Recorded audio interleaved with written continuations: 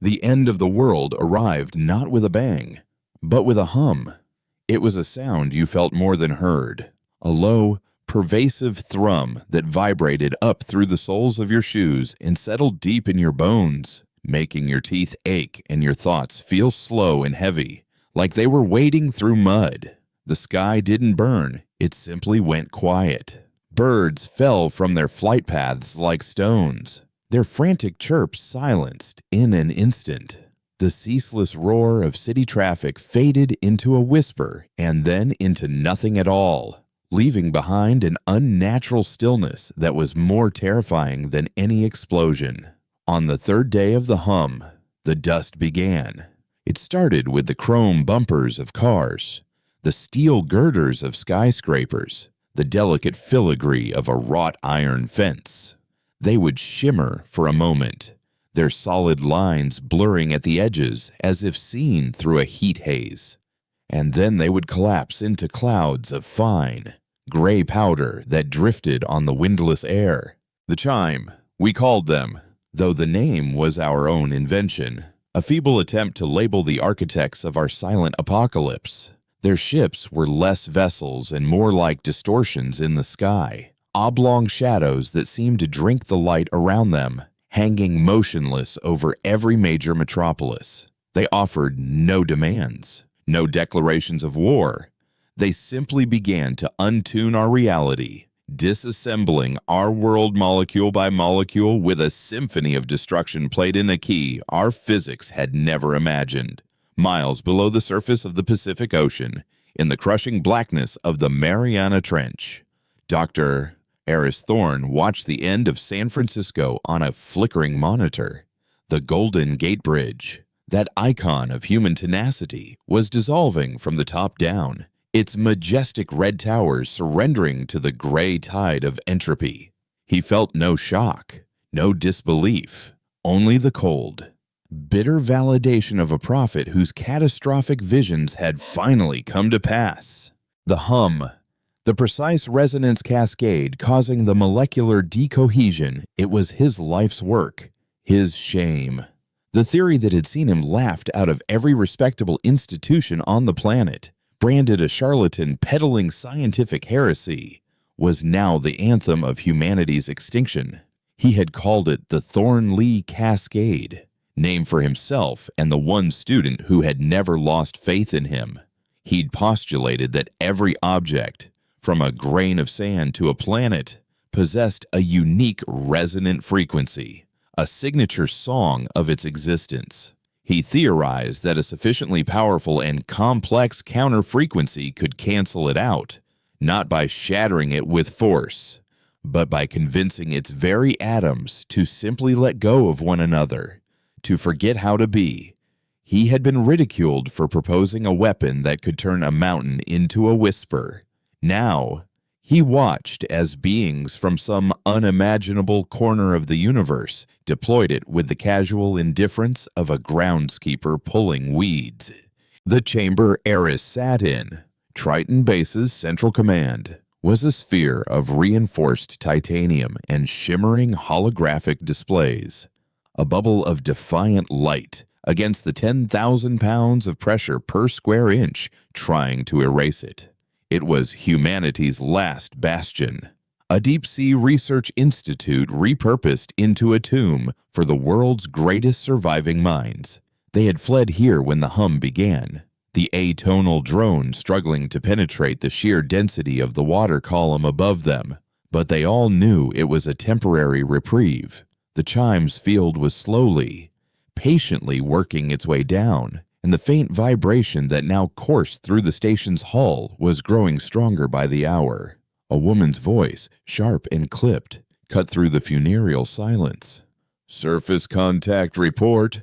Commander Eva Rostova stood with her back to the main screen, her reflection a stark silhouette against the dying city. She was a relic of the old world, a soldier trained for wars of bullets and bombs, now faced with an enemy you couldn't shoot, an enemy that was unmaking the very concept of a battlefield. Her uniform was still perfectly pressed, a small, futile act of defiance against the unraveling of civilization. "No change, Commander," a technician answered, his voice hollow. "All continental communication hubs remain dark. We're tracking a progressive signal decay in the upper oceanic layers. The field is intensifying. At the current rate of penetration, Triton's structural integrity will be compromised in 72 hours. The number hung in the air, cold and absolute. 3 days until the station itself was turned to dust. A wave of murmurs swept through the assembled scientists and military officers, a sound of rustling paper and quiet despair. Rostova's jaw tightened. She had spent the last week running combat simulations, trying to devise a strategy. Any strategy, but it was pointless. How do you fight a sound? How do you declare war on a vibration? We have 12 Trident-class submersibles, she stated, her voice a low growl of frustration. Armed with tactical nuclear warheads, we could launch them at the object over Los Angeles. Eris finally turned from his screen, the irony forcing a dry, humorless chuckle from his lips. "You might as well throw rocks, Commander," he said, his voice raspy from disuse. Every head in the room turned to him. He had been a ghost since arriving, a pariah even at the end of the world, shuffling through the corridors with the weight of his vindication crushing him. Rostova's eyes narrowed. "Dr. Thorne, I wasn't aware you had expertise in advanced naval ordnance." "I don't," Eris replied, standing up and walking toward the central holographic table. "But I have expertise in the weapon that's killing us. Firing a nuke at one of those ships would be like trying to put out a forest fire with a firecracker. The energy of the blast would be unwritten, disassembled before it even reached its target. You're trying to solve a problem of physics with chemistry. You're speaking the wrong language." He gestured for the main display, and a young woman at a nearby console. Jian Li, his former student, immediately rerouted the feed to the holo table. Complex waveforms and shimmering mathematical models bloomed in the air between them. Jian was barely 25, with eyes that still held a spark of defiant curiosity in the face of oblivion. She had followed Eris here without question, her belief in him absolute. "The chime aren't destroying us with energy," Eris explained, his hands moving through the light, shaping the projections. "They are broadcasting a complex, multi-layered resonance frequency, a null signal. They have found Earth's fundamental chord, and they are playing its inverse. They are silencing us." The room was quiet, the scientists leaning in to finally understanding. The military officers just stared, their faces grim masks of incomprehension. "So we can't fight back," Rostova stated, her tone flat. It wasn't a question. "Not with any weapon we currently possess," Eris agreed. "Their shield, their weapon, their very existence is based on a principle we considered theoretical fantasy. We cannot match their song. They are masters of the art." He paused, letting the finality of his words sink in before delivering the killing blow. "But," he continued, his voice dropping, "we don't have to match them. We just have to be louder. We have to create a noise so dissonant, so chaotic, so fundamentally wrong that it disrupts their symphony." Rostova folded her arms, her expression a mixture of suspicion and grudging interest. "And how do you propose we make this noise?" Doctor shouted them. This was the moment, the precipice, the point where he would either be hailed as a savior or locked away as a madman. He took a deep breath, the recycled air of the station tasting stale and metallic. "Not us, Commander. The planet. We make the planet scream." Eris swept his hand across the table and the elegant waveforms vanished, replaced by a seismic map of the globe. A spiderweb of angry red lines traced the major tectonic fault lines. Project Discord, he said, the name coming to him in a flash of desperate, terrible inspiration. We have the technology right here in this base. Deep crust drilling charges, originally designed for geological surveys. We modify them. We use our submersibles to place them at 7 key points along the Pacific Ring of Fire, the Mid-Atlantic Ridge, and the Alpide Belt. He pointed to the glowing red markers he had placed on the map. We detonate them simultaneously, not to create an explosion, but a vibration, a controlled, planet-wide seismic event. We will ring this entire world like a bell. The silence that followed was heavier than the ocean above. The scientists stared at the map, their minds racing, grappling with the sheer, terrifying audacity of the concept. The military personnel looked at Eris as if he had just proposed they solve their problem by flying the station into the sun. It was Rostova who broke the spell, her laugh sharp and devoid of humor. "You're insane," she breathed, shaking her head. "Absolutely, certifiably insane. You want to trigger a global earthquake. You want to solve an extinction-level event by causing another one, tsunamis that would scour the continents, volcanic eruptions that would blot out the sun for a century. That's your brilliant plan." "What continents?" Iris shot back, his voice rising with a passion that surprised even himself. "What sun? Look at the screen. Commander, in 72 hours. There won't be any continents left to scour. There will be nothing but dust and a hum. You are trying to preserve a world that is already gone. Your protocols, your rules of engagement, your fear of collateral damage, they are luxuries we can no longer afford. This isn't collateral damage, Thorn. This is planetary suicide," she countered, stepping toward him until they were inches apart. 2 apex predators circling a carcass. Your plan has a margin of error so large it's meaningless. One miscalculation in the resonance equation, one charge placed a kilometer out of alignment, and we don't just disrupt their field, we crack the planet's mantle. We could literally tear the world apart.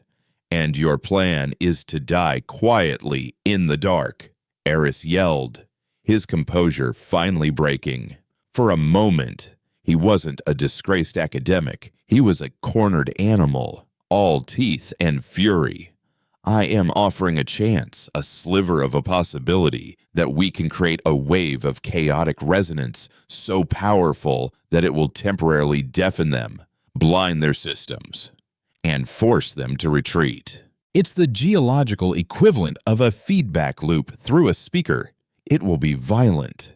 It will be ugly. It may very well break what's left of our world, but it is the only weapon we have left." Jian Li stepped forward, her tablet held out like a shield. "Commander, the calculations are sound," she said, her voice trembling but firm. "My models, based on Dr. Thorne's original cascade theory, show a 47% probability of success. The risk of lithospheric rupture is significant, but the probability of total annihilation if we do nothing is 100%. Rostova stared at the young woman, then back at Eris, her mind caught in an impossible calculus. Her entire life had been dedicated to order, to control, to minimizing risk and protecting lives.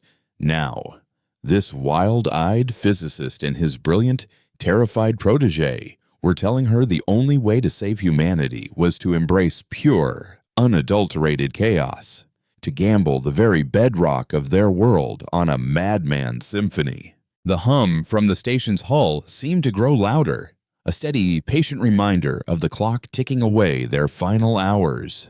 Eris watched her, his anger receding, replaced by a profound weariness. He had laid his insane, desperate hope at her feet. The choice was hers to fade away into silent dust, Another failed species in a galaxy that would never know their name, or to go out in a final, defiant roar. A scream of geological rage that would either save them or shatter their home into a million pieces.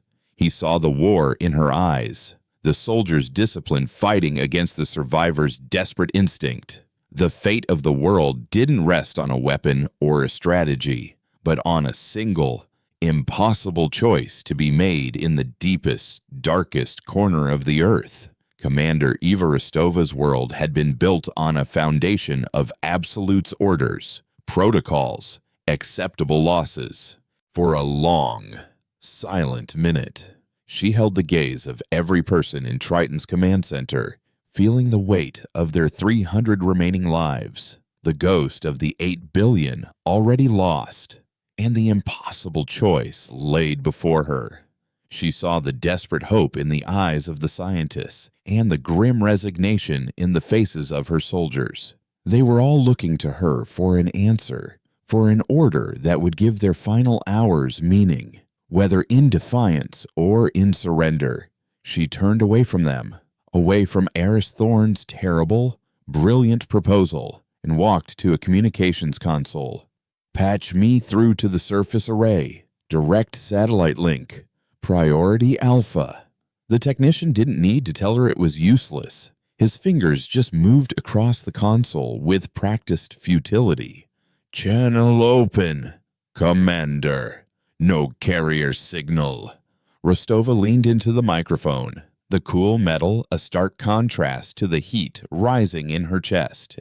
This is Commander Rostova of Triton Base to any surviving military or civilian authority. Do you copy? We are operational and proposing a countermeasure. I repeat, we have a viable, high-risk countermeasure. Acknowledge. The only reply was static. But it was a different kind of static now. The chime's hum was bleeding into their electronics, and the hiss and crackle from the speaker was no longer random noise. It was patterned, rhythmic, a faint echo of the null signal that was unmaking their world. It was the sound of a closing door, a final, definitive severing of their connection to the surface. It was the sound of being utterly and completely alone. That sound, that structured emptiness, was the final piece of evidence she needed. The old world was dead and buried, its rules interred with it. She straightened up, her decision solidifying into something cold and hard in the pit of her stomach. She turned to face Eris, her eyes like chips of flint. Dr. Thorne, she said, her voice cutting through the hushed room with the sharp authority of a blade. You will give my engineering team the precise specifications for modifying those charges.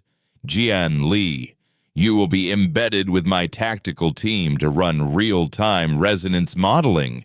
You have 16 hours. A collective breath was released throughout the room, a mixture of terror and relief.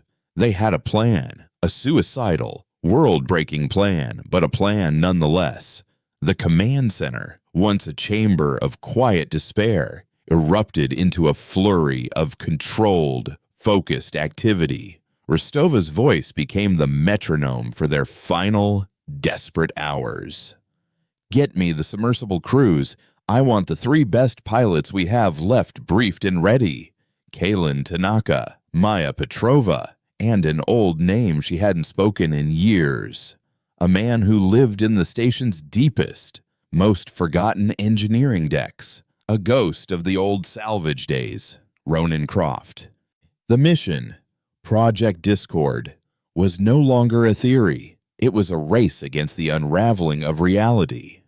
Eris and Jian were swept away to the station's main engineering lab, a cavernous space filled with the hum of machinery and the scent of ozone. The deep crust charges were massive cylinders of gleaming metal, each the size of a small car. They weren't bombs in the traditional sense. They were resonance drivers, designed to use the focused energy of a cold fusion core to generate a specific, penetrating seismic wave. Now, they had to be retuned. turned from a surgeon's scalpel into a blacksmith's hammer. Eris worked like a man possessed, scrawling impossibly complex equations onto holographic screens while Gian translated his frantic genius into actionable code, her fingers flying across her console as she rewrote the driver's detonation protocols. Meanwhile, Rostova assembled her pilots in the briefing room. Kalen Kai Tanaka was the first to arrive. A former deep-sea salvage operator, he had a quiet, weary confidence and eyes that had seen too many things go wrong in the crushing dark.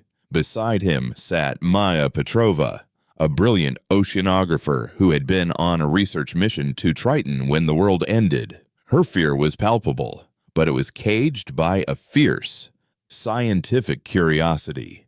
The third pilot, Ronan Croft, was a shadow.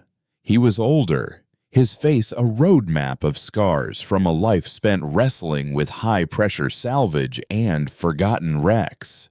He said nothing, simply stood with his arms crossed, his presence a heavy weight in the room. Rostova didn't waste time with pleasantries.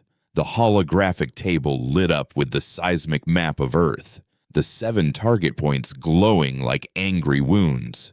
This is a one-way mission, she began, her voice devoid of any emotion. Your task is to deliver these resonance drivers to their designated coordinates. 3 manned missions, 4 automated drone deployments. Tanaka, you're taking the Trident Abyss. Target is the Peru-Chile Trench. Petrova, the Nautilus, you're heading for the Mid-Atlantic Ridge. Croft, you have the Hades and the shortest, most dangerous trip. You're planting our driver directly into the Challenger Deep, less than 20 kilometers from this base.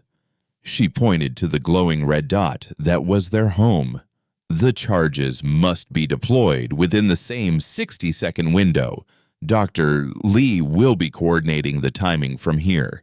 Once the drivers are armed and in place, you are to move to a safe distance if such a thing exists, and await our signal. There is no rescue. There is no support. There is only the mission. You are humanity's last resort. You are the trigger for a weapon aimed at our own planet. No one spoke. Kai simply nodded, his expression unreadable. Maya swallowed hard, her knuckles white where she gripped the edge of the table. Croft just stared at the map, a flicker of something unidentifiable in his dark eyes. As the pilots dispersed to prepare their vessels, the station itself began to show the strain of the encroaching null field. A transparent aluminum viewport on a lower deck, rated to withstand the pressure of a collapsing star, began to shimmer at its edges. Lights flickered, not from a power surge, but as if the photons themselves were struggling to exist. The low hum that had become the backdrop to their lives grew teeth, a grinding, abrasive quality that made the fillings in their teeth vibrate. The 72-hour deadline was shrinking. A large clock on the main screen now read 48 Zurz and was ticking down with relentless precision. In the lab, Eris and Gian hit a wall. One of the resonance equations wasn't resolving. It was a feedback loop, a snake eating its own tail that, if left uncorrected, would cause the drivers to detonate prematurely the moment they were activated. "It's impossible," Eris muttered, his face pale with exhaustion, staring at the cascading, nonsensical numbers. "The harmonic convergence is unstable." Gian, her eyes red-rimmed from staring at code for 10 straight hours, looked past his complex math. She wasn't a theoretical physicist like Eris. She was a systems analyst. She saw patterns, not just theories. "You're trying to force it into a stable state," she said, her voice quiet but firm. "Stop. The chime's field isn't stable. It's adaptive. We need to fight chaos with chaos. Let the feedback loop exist. We just need to build a cage around it. a cascading primer sequence that uses the loop's own energy to trigger the main detonation. We don't silence the noise. We weaponize it. Eris stared at her, then at the equation, and a slow, astonished smile spread across his face. "My God, Gian," he whispered. "You're right." He felt a pang of something sharp and painful in his chest, a mixture of pride and profound guilt. He had dragged this brilliant young mind to the bottom of the ocean to die, and in doing so, she had become the one person who could make his insane plan actually work. With the final calculations locked in, the modified resonance drivers were loaded onto the 3 Trident submersibles. These were not the sleek, elegant research vessels they had once been. They were now weapons of mass destruction, their hulls bristling with extra power conduits and the ominous, bulky shapes of the automated drone tubes welded to their backs. Rostova walked the length of the submersible bay, a cavernous, echoing chamber that felt like the nave of some terrible, industrial cathedral. She stopped by each sub, speaking to the pilots as they made their final systems checks. She found Kai Tanaka staring at the sonar display, his face illuminated in the green glow. "Remember the ghost shrimp of the East Scotia Ridge, Commander?" he asked, not looking at her. "The ones that live around the hydrothermal vents. They're blind. They have no concept of the sun. Their entire world is just heat and pressure and darkness. Maybe that's the best way to be right now." Rostova had no answer for his bleak poetry. She simply placed a hand on his shoulder for a moment, a rare gesture of contact, and moved on. The clock in the command center passed the 16-hour mark. It was time. Aris and Gian stood at their console. The board lit up with the vital signs of the 3 subs and the status of the 7 resonance drivers. The rest of the command center crew worked in tense silence, their faces bathed in the glow of their monitors. Rostova stood on the observation deck overlooking the bay, her hand gripping a railing so tightly her knuckles were white. "Bay doors opening," a voice announced over the station's intercom.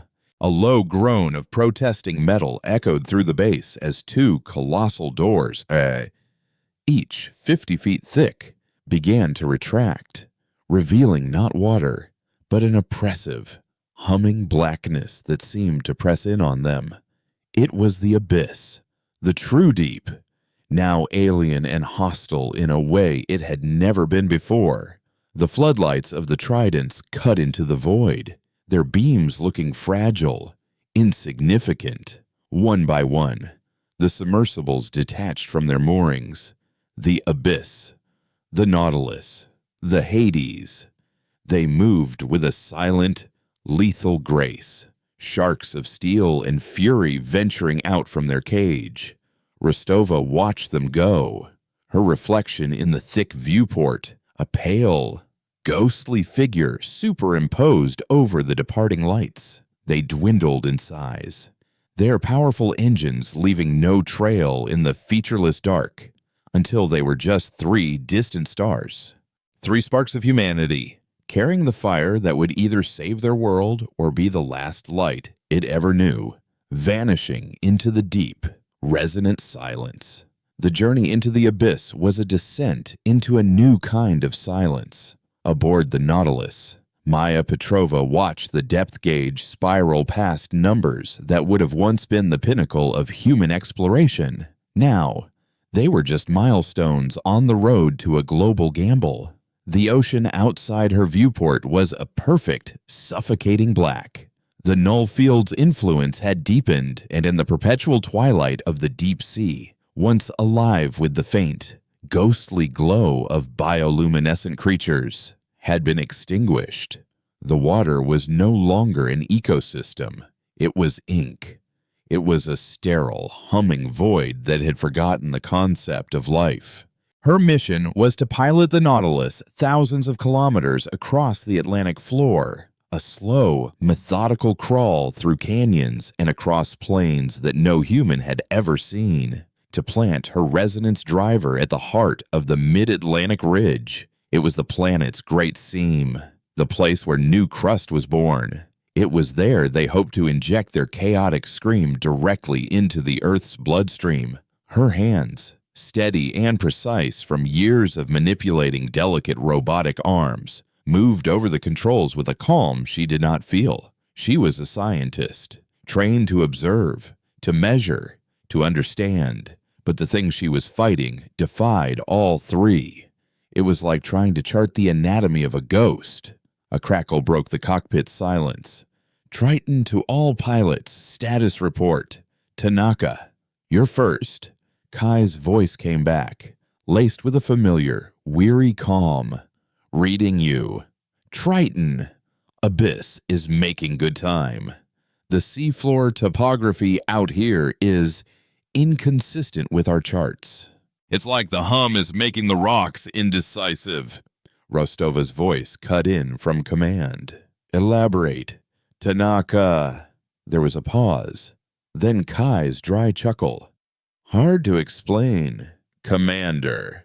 1 minute I'm navigating a trench that's been on the maps for 100 years. The next, my sonar is showing a mountain range that wasn't there a second ago. The field isn't just dissolving matter, it's editing it, making suggestions. I have to fly on instinct here. The maps are lying. A chill went through Maya. She looked at her own navigation display, which showed the Nautilus moving smoothly over a vast, featureless plain. Was it real, or just a memory the field hadn't gotten around to erasing yet? Petrova, report. Rostova commanded. All systems green, Commander. Maya replied, her voice more stable than she expected. No spatial anomalies observed. Maintaining course for target zone. ETA is 22 hours. Croft. The silence that followed was longer this time. Finally, a single, gravelly word came through the static. Proceeding. Back in Triton Base, the command center had become a shrine to the mission. The main holotable was dominated by 3 small, glowing icons inching their way across the globe. Eris and Gian hadn't moved from their console, their faces etched with a sleepless, fanatical focus. The hum inside the station was a constant, physical pressure now, a weight on their chests that made every breath a conscious effort. He's right, Eris murmured, staring at the data streaming in from Kai's submersible. The field is creating quantum instabilities in the geological structures. It's not just unmaking, it's remaking, but without a blueprint. It's geological dementia. He looked at Gian, his eyes filled with a profound and terrible sorrow. I devoted my life to a theory, Gian, a beautiful, elegant piece of mathematics. I never stopped to think what it would look like if it was real. I never imagined the sound it would make. Gian didn't look up from her screen, where she was monitoring the energy fluctuations in the driver's containment fields. You didn't pull the trigger, Eris, she said softly. You just described the gun. They're the ones who chose to fire it. And we. She finally looked at him, her young face set with an old resolve. Are the ones choosing to fire back. Her words seemed to steady him, a small anchor in his ocean of guilt. Aboard the abyss, Kai was wrestling with a nightmare. The phantom mountain range had vanished as quickly as it appeared, but now he faced something worse. The null field was playing tricks with the water itself, creating pockets of super dense, viscous fluid that would grab the sub and try to hold it fast. He was forced to push the engines to their absolute limit, the small vessel groaning in protest as he fought his way through the invisible, syrupy traps. This was his world, the crushing dark, the fickle machines, the constant threat of instant, silent death. For the first time in his life, he felt like an intruder. The deep had a new master, and it did not welcome visitors. He reached his destination first, the Peru-Chile Trench, a gash in the Earth's crust that plunged down another 8,000 meters. "Triton, this is Abyss," he reported, his breath coming in ragged bursts. "I'm at the target coordinates, deploying the automated drones for the Aleutian and Java trenches. Then I'm planting my own. Copy that. Abyss." Jian's voice was a reassuring presence. "Begin drone launch sequence on my mark." As Kai expertly maneuvered the sub into position, 4 long tubes detached from its hull, their engines igniting with a silent, powerful thrust, sending them streaking away into the darkness on their pre-programmed paths to the other side of the world. Hours later, it was Maya's turn. She had reached the mid-Atlantic ridge. Her sonar display showed a landscape of impossible beauty and violence. Towering spires of black, volcanic rock, wreathed in the superheated water of hydrothermal vents. It was a world of creation, a geological womb, and she was here to poison it. "Triton, Nautilus is in position," she whispered, her voice full of a strange, scientific awe. "Beginning deployment." Following Jian's precise instructions, she activated the submersible's heavy robotic arms. They moved with agonizing slowness, extracting the massive resonance driver from its bay. It was a beautiful, terrible thing, a polished cylinder of metal that held the power to break a world. She gently, carefully, placed it into a fissure at the base of a black smoker, a chimney pouring out the planet's inner heat. The moment it settled onto the rock, a countdown clock appeared on her screen. 10 hours. 10 hours until simultaneous detonation.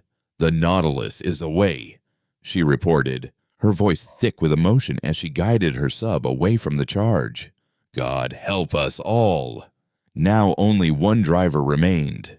Ronan Croft, in the Hades, was navigating the final, treacherous kilometers of the Challenger Deep. His journey had been silent, methodical, and unnervingly smooth, while the other pilots fought with a reality that was fraying at the edges. Croft's path seemed clear. It was as if the Abyss was welcoming him home. He didn't speak to Triton, didn't report his status. He just flew, his scarred hands resting lightly on the controls, his eyes fixed on the darkness ahead. He thought of another time, another vessel, another descent into a crushing black that had ended in screaming metal and the death of his crew. He had been the sole survivor, a man who had outlived his own grave. This mission wasn't a suicide run for him. It was an exorcism.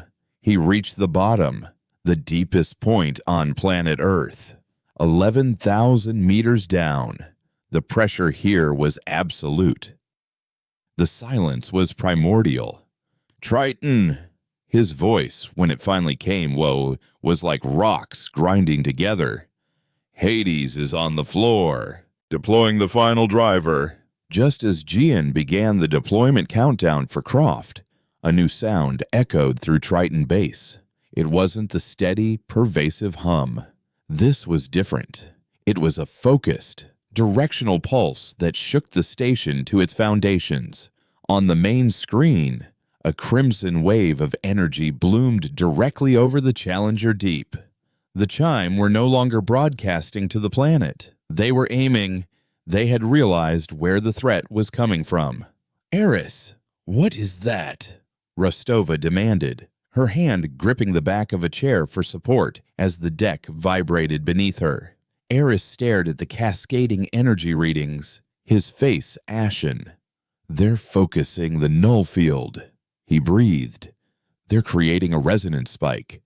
They're going to erase the trench, the driver, and us with it." A hairline crack spider-webbed across a nearby viewport.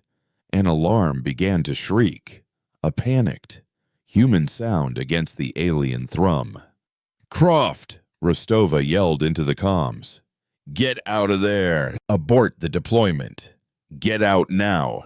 The only response was a burst of static, followed by Ronan Croft's voice, impossibly calm, almost serene, as the world ended around him.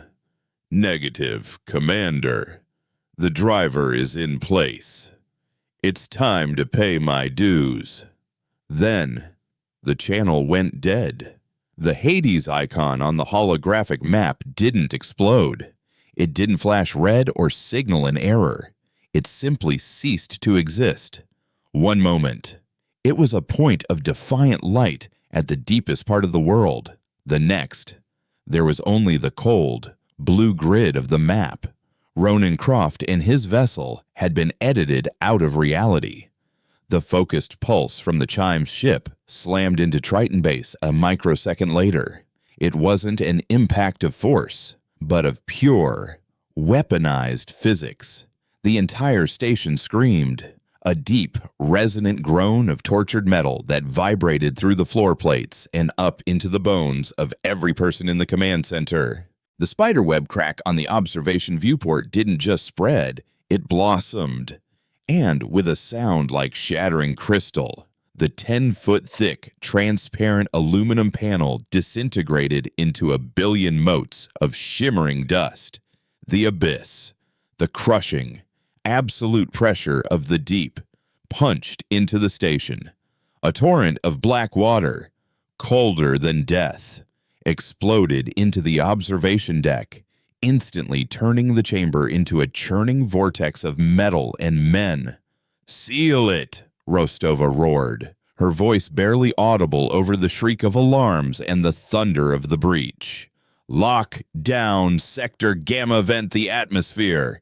Now!" Her orders were instinct, the muscle memory of 100 disaster drills. But this was no drill. A massive titanium blast door, as thick as a tank, began to slide down. But it was too slow. The water pressure was too immense. The door buckled, its edges bending inward like foil as the ocean forced its way through the gap. Men and women were swept away, their cries silenced in the black flood. The lights in the command center flickered violently. Then half the room went dark, plunging them into a terrifying chiaroscuro of emergency strobes and dying monitors. The hum of the station's life support was replaced by the high-pitched whine of failing systems and the sickening, relentless sound of the invading sea. Through the chaos, Jian Li's voice cut like a scalpel. "Commander, the drivers, Rostova," clinging to a console to keep from being thrown by the lurching of the deck, turned to her. "What about them?" "Croft's driver is armed," Jian said, her face illuminated by the green glow of the one system she had managed to keep online. "The 10-hour countdown is running, but the Chime's focused field, it's creating a temporal distortion around the trench. Time is flowing differently down there. And the resonance from the pulse is interfering with the quantum entanglement communicators we were using to synchronize the detonations. The other 6 drivers are no longer linked. They're going to detonate out of sync." Ere, his face a mask of horror, finished her thought. "If they don't detonate within the same picosecond, we don't create a unified, chaotic wave. We'll just trigger a series of massive, uncoordinated earthquakes. It won't disrupt their field. It will just be a tantrum, a planetary temper tantrum that will accomplish nothing but our own destruction." The mission was failing. Croft's sacrifice, the desperate flights of Tanaka and Petrova, it would all be for nothing. The blast door to Sector Gamma finally gave way with a deafening screech of tearing metal, and the command center itself began to flood, water pouring in from the compromised corridors. "Engineering," Rostova bellowed into her comms. "I need a damage report." "What is our structural integrity?" A voice strained and panicked. came back. "Commander, the outer hull it's dissolving. The null field is too concentrated. We're not being crushed. We're being unwritten. We have maybe 15 minutes before total structural collapse." 15 minutes. 15 minutes until Triton Base and everyone in it was turned to dust. The clock on Jian's screen showed that the drivers were set to detonate in 9 hours and 42 minutes. Their weapon would outlive them, but it would fail.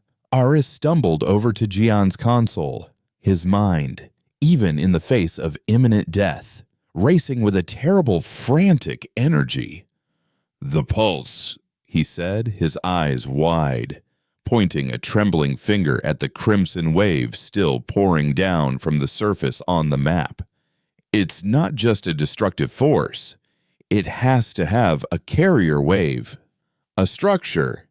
They're not just screaming at us. They're speaking a word, a single wise, complex command. Cease." "Jian, can you isolate the frequency of their carrier wave?" Jian's fingers flew, her mind a blur of code and desperation. "I can try, but the energy is overwhelming our sensors." "Don't try to block it," Eris urged, his voice rising with a dawning, insane idea. "Listen to it. Find its rhythm, its pattern."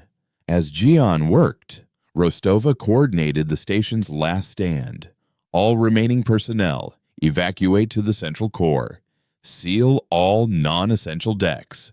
I want emergency power rerouted to life support and the command center. We will maintain mission control until the end." They were no longer trying to save the station. They were just trying to buy minutes. "I have it," Jian announced, her voice a gasp. A single, impossibly complex waveform appeared on her screen, a fractal of sound and energy. "It's beautiful," she whispered. Eris leaned in, his eyes tracing the pattern. "It's a key," he breathed. "And a cage." "They're using a resonant frequency to lock our space-time, and then a null frequency inside it to erase matter. But the carrier wave, it touches everything.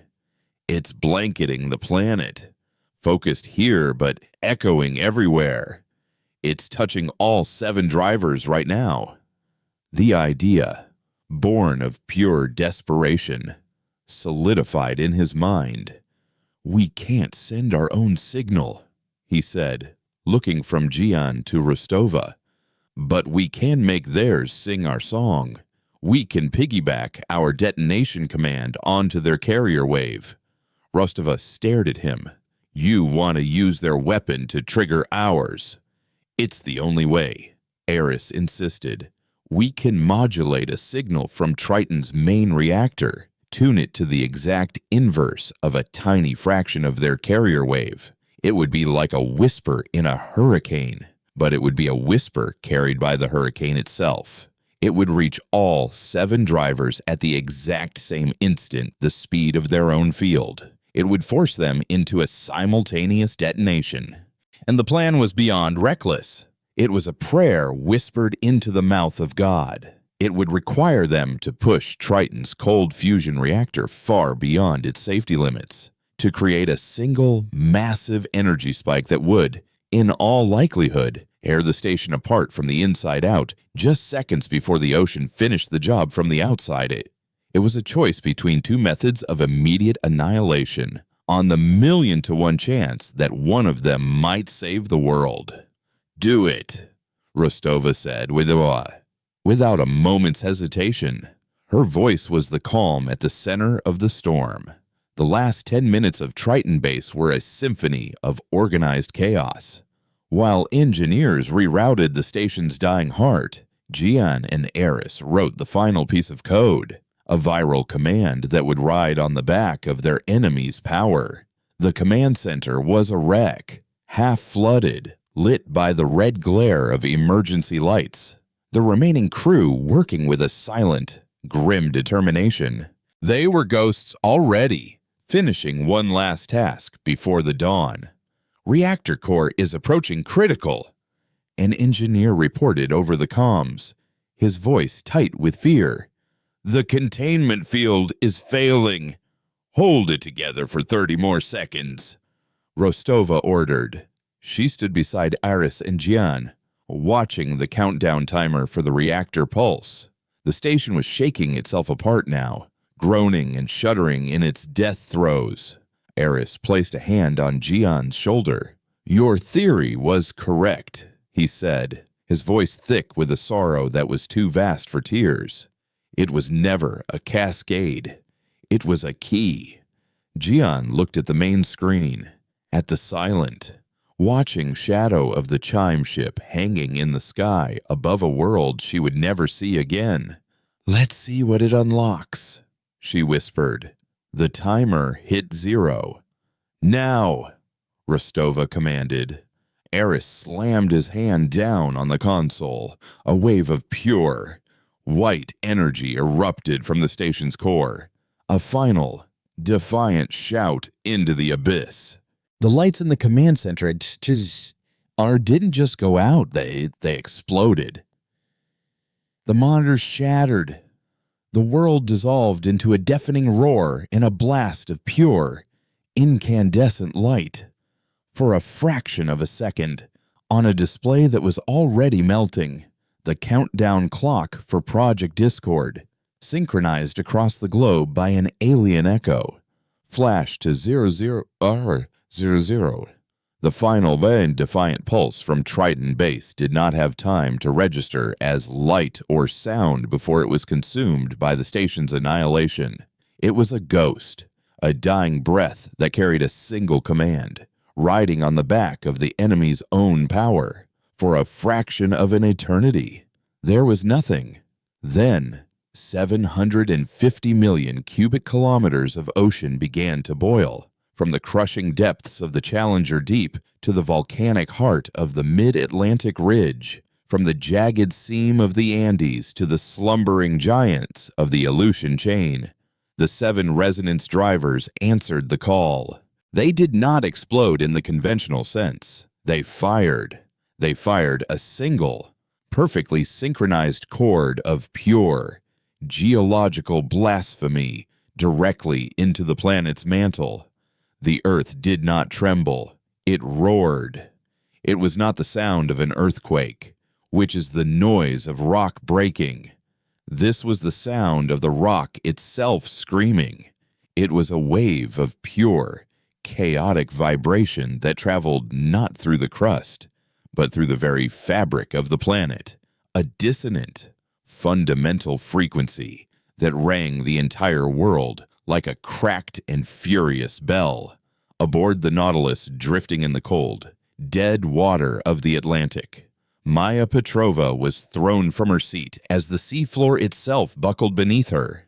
The submersible was tossed upwards like a child's toy, its internal gravity compensators shrieking in protest. But it was the sound that broke her.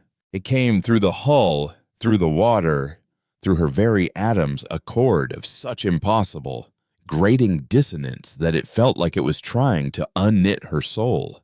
Her scientific mind, which had always found comfort in the elegant logic of the universe, was suddenly faced with a sound that defied all logic, a noise that could not, exist. Through the viewport, she saw the black smoker vents around her erupt in a simultaneous, violent convulsion, spewing not just heat and minerals, but a wave of pure kinetic energy that turned the water into a shimmering, distorted lens. Her sensor arrays, which had been tracking the chime ship's null field, went insane. The neat, orderly waveform of the enemy's hum was shattered, overwhelmed by a tidal wave of chaotic, meaningless noise. The chime's symphony of silence was being drowned out by a shriek of pure, planetary rage. High above, in the silent dark of the upper atmosphere, the oblong shadow that had hung over the Atlantic began to flicker. It wasn't reacting like a damaged machine. It was reacting like a singer whose ears had just been shattered by a blast of feedback. The distortion wavered. It's perfect, light drinking edges blurring. It convulsed once, twice, and then, with no explosion, no flash of light, it simply unraveled, like a poorly remembered thought dissolving into nothing. The hum, the pervasive, bone-deep thrum that had been the anthem of humanity's end for weeks, was gone. In its place, there was only the deep, terrifying, and beautiful roar of a world fighting back, thousands of kilometers away. Kai Tanaka was living through the apocalypse the mission had promised. The abyss was caught in the epicenter of the tectonic fury. The Peru-Chile Trench, a stable feature of the planet for millennia, was collapsing and reforming around him. Mountains of rock, miles high, rose and fell in the space of seconds. The water was a maelstrom of mud, rock, and superheated gas. He wasn't piloting the sub, he was just surviving inside it as it was flung through a blender of geological violence. He saw the seafloor split open, revealing a momentary, horrifying glimpse of the glowing mantle beneath before it was sealed again by 1 billion tons of collapsing rock. The roar was his entire universe, a physical force that hammered at the hull and threatened to tear the small vessel apart. He thought of the blind shrimp at the hydrothermal vents, and in that moment of pure chaos, he understood. Their world of heat and pressure had always been this violent. Humanity had just been living in a fragile, temporary quiet. His last act before the subsystems finally overloaded was to jettison the emergency distress beacon. A tiny, defiant spark of hope launched into a world that was tearing itself to pieces. The screaming of the planet lasted for 4 hours.